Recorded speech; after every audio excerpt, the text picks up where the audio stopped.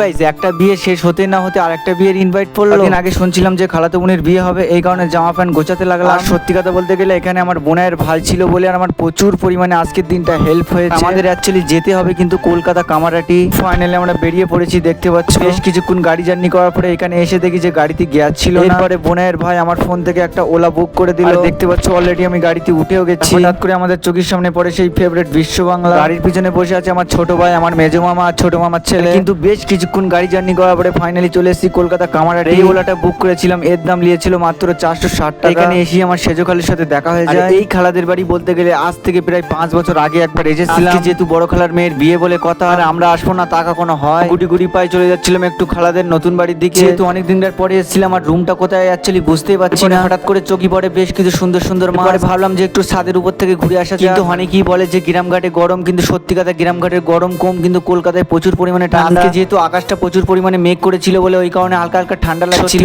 বলতে গেলে খালাদের বাড়ি 1 থেকে 2 বার এসেছিলাম।